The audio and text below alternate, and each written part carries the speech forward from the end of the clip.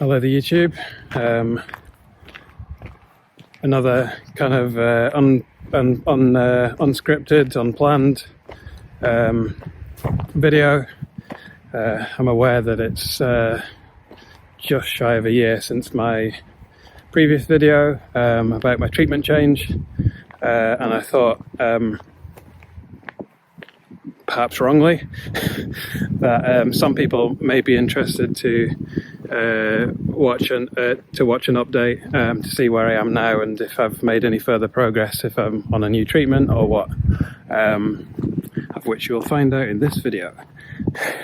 So obviously, firstly, I don't know, apologies. I don't know if I need to apologise, but I feel like I should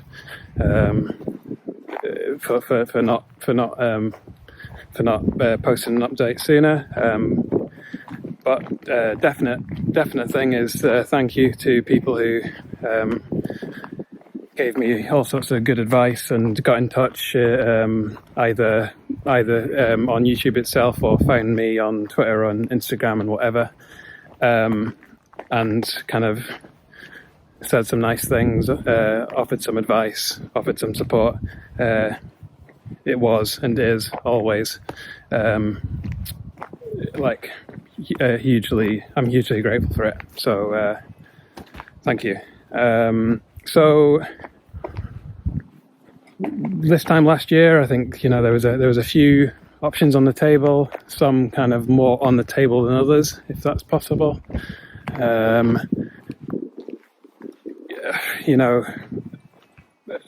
The last year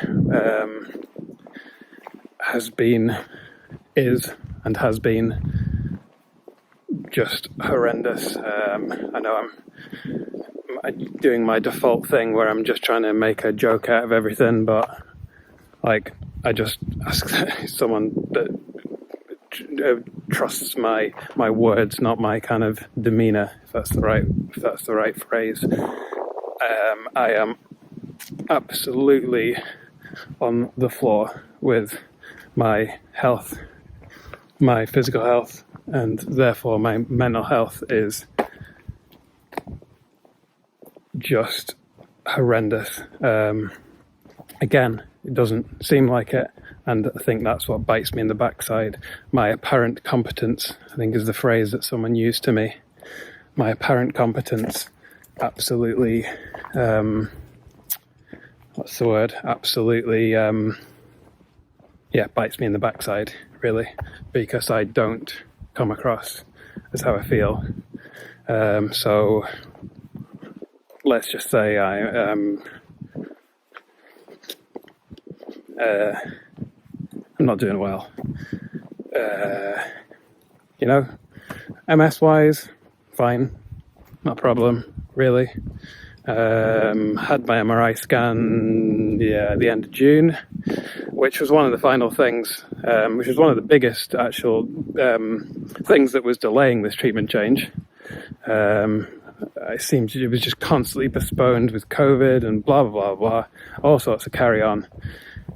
But I had my MRI and again, nothing new, nothing active. Same story as it's been for the whole of the 12 years or whatever I've been on Tysabri, 12 plus years I've been on Tysabri. So it's always, one of these things where it's like, yeah, it's good news. Of course it's good news, don't get me wrong, I'm not being ungrateful. But it is always a result that is met with a bit of kind of frustration. It's probably the best word, because the thing that would appear, or the thing that most people would assume is stopping me, is not the thing that's stopping me. It's other aspects of my health that have just continue to domino, and make life, quite frankly, not even worth, quite frankly, unlivable. I'm not functioning. As I said, my mental health is, as a result, is just crap. Anyway, back to the kind of point of the video was, as I said, loads of delays. Blooming heck, got frightened by some birds. loads of delays, MRI mainly, bloods, neurologist, me. But I kind of hung my hat fairly early, if you like, probably not too long after the video. I think perhaps I was maybe slightly hanging my hat on it during the video, but I kind of had to fight for it,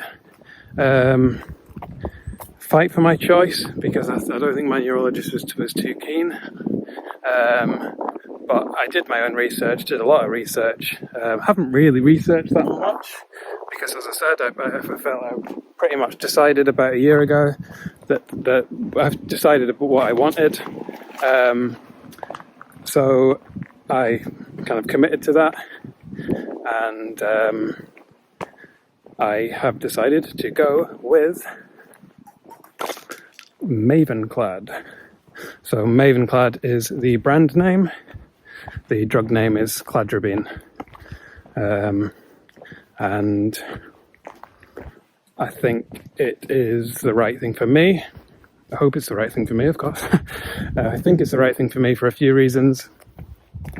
I'm attracted to the fact that it's a immune reconstitution therapy. So what that means is, so Mavenclad, also Lemtrada is another one that's an immune reconstitution therapy. So the two immune reconstitution therapies, Mavenclad, the one I'm going to go for, and Lemtrada, the one I kind of wanted, to be honest, but wasn't allowed. They are both immune reconstitution therapies, which means that they are discontinuous therapies. So there is an end date. Whereas compared to Tysabri, which I've obviously been on, ocrelizumab, Kesimpta, fingolimod, blah blah blah, they are all ones where you would just take that medication forever, or for as long as it's right for you, or for as long as until something better comes along, where you would just constantly suppress your immune system. Whereas Mavenclad, in my case, and Lemtrada in a similar case, they are ones that are designed to, the kind of clues in the name, immune reconstitution therapies. They're designed to reconstitute or reprogram your immune system into basically trying to get it to just behave in a bit more of a normal way. So hypothetically, if I started today, so it's weight dependent. So if I started today, I would, because I'm 77 kilograms, I would be doing 7 tablets over the course of 5 days. And then I would be repeating the same 4 weeks later, so this time next month. And then I would be doing the same a year later. And that should be me. So it's 20 treatment days over the course of 2 years. Which sounds like it's not too bad. And then the kind of data behind it is that you potentially hope, or the drug companies suggest, you can be relapse-free, progression-free for, I think, up to 4 years is what they're saying. Now, 4 years might not sound amazing. Like, I don't think it's as good as Lemtrada, which is the one, would have been my absolute first choice. But I think it's slightly less side effects, or long-term side effects, than Lemtrada. So it's all a bit of a kind of, a risk-benefit, kind of balancing up what's right for you. What's right for me might not be right for someone else, might be too much risk, might not be enough risk. But I've kind of landed in a bit of a middle ground between, obviously I'm saying that I would have liked Lemtrada, but when it actually came down to it, I'm maybe not actually sure if I would have been quite as kind of brave. But I feel I'm confident enough to go on to something where there is an end date and I would be immunosuppression free, hopefully, assuming everything goes to plan. So I feel it's kind of almost in that kind of grey area between the two. So, as I said, I think I said, apologies, I spoke with the drug company themselves. So in the UK, how it works is your MS nurse or your neurologist, in my case I think it was mainly my MS nurse, who did a prescription, and then I got a phone call, I don't know, 2 or 3 weeks ago, saying that the guy kept calling it Mavenclad, so I knew straight away it was Mavenclad, because the whole time before that I'd been calling it Mavenclad. So he told me that I have a delivery date of the 30th of August for me to start Mavenclad, all being well, on the 5th of September. So the only thing I'm waiting for, as I said, I've had my MRI, which was one of the last things I needed to do. I had my last, I think pretty sure my last Tysabri early last week. More blood's done. They obviously checked again, which I've already had done about a year ago, but they wanted to be sure, which is fine with me. Don't mind, take as much blood as you want. It's better to be safe than sorry. They took another blood test to check for latent TB, and then a few days later, at the end of last week, I had to go for another blood test where they check again for HIV, hepatitis, your immunoglobulin levels, and some things I don't really understand, to be absolutely honest. So kind of that's where we're at. So as I said, I had my infusion last Tuesday, and I said, thanks very much, mate. And I had my infusion last Tuesday and kind of said my goodbyes to the people at the infusion suite, to the lovely nurses at the infusion suite, because I'm, let's say, 95% sure that was my last Tysabri. It's going to be a bit embarrassing if I have to go back again, but I'm sure they won't mind, and I'm sure I won't mind, because it's like a free cheese sandwich, an actual reasonably half decent cup of tea for a hospital, and yeah, that would definitely be the last one. But I'd be pretty amazed if I am back. So kind of that's where I'm at. I'm just thinking if I've missed anything.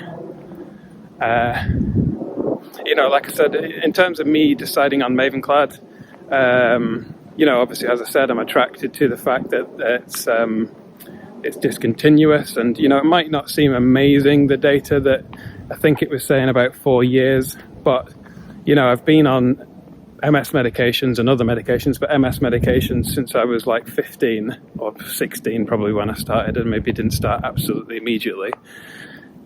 16 to 33 just last week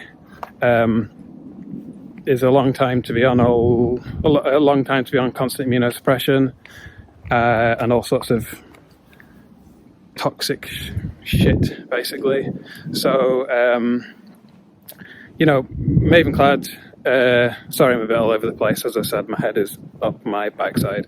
Mavenclad, or Cladribine, is actually also used in the treatment of hairy cell leukemia, so it's a chemotherapy drug. So I think maybe the main side effects I've seen are kind of similar to a chemo side effects: nausea, hair loss, oh dear.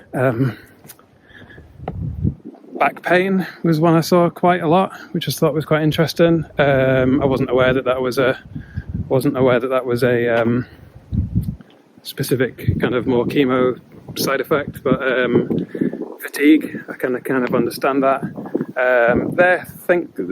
Nausea, if I didn't say that already, apologies, headaches. So the kind of things I almost expect.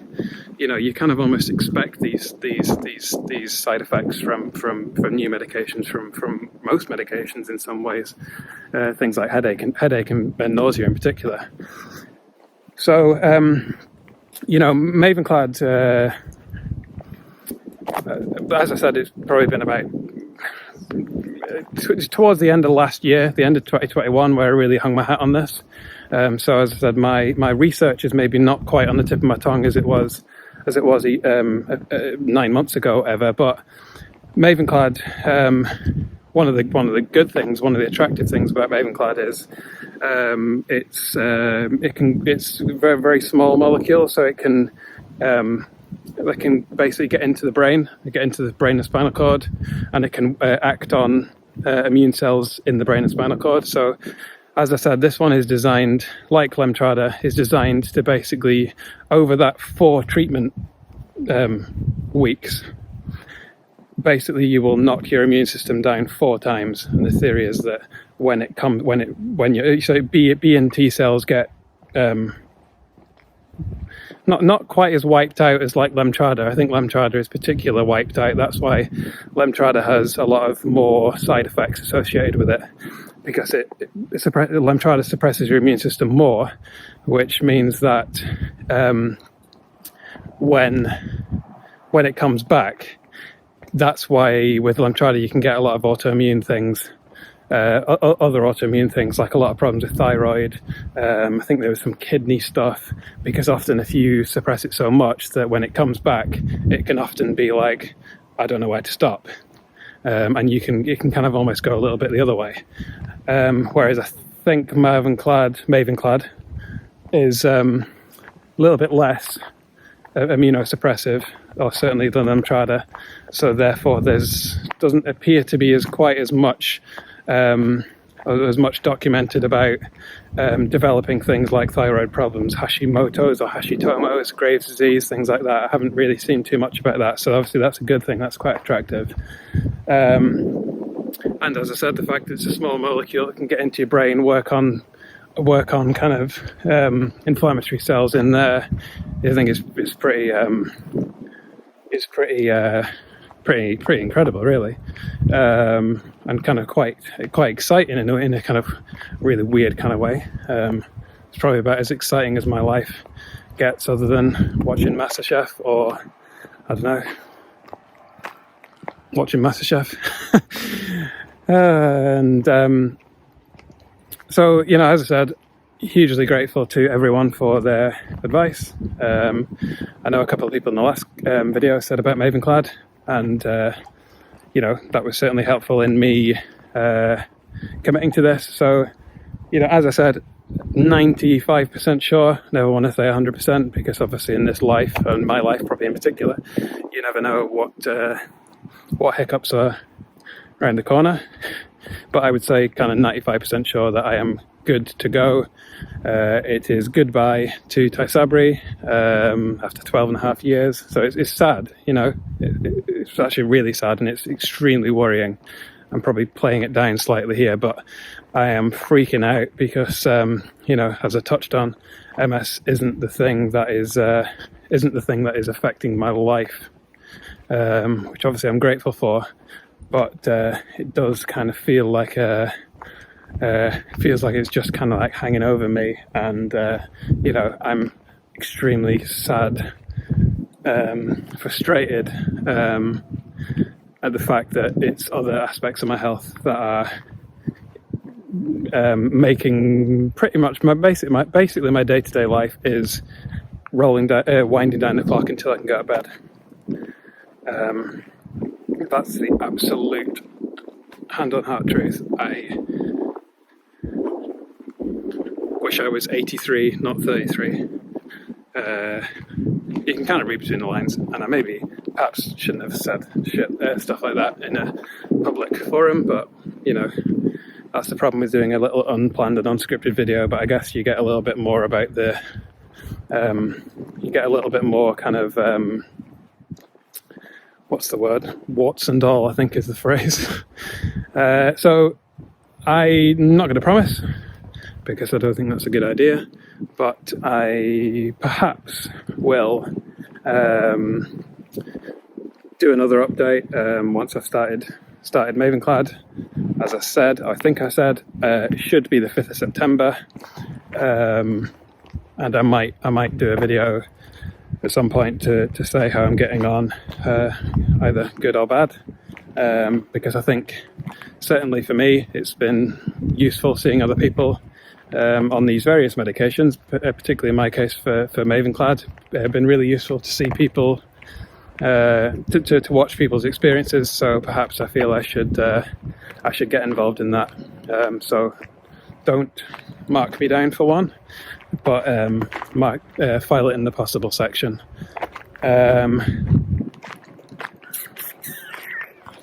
Is that everything?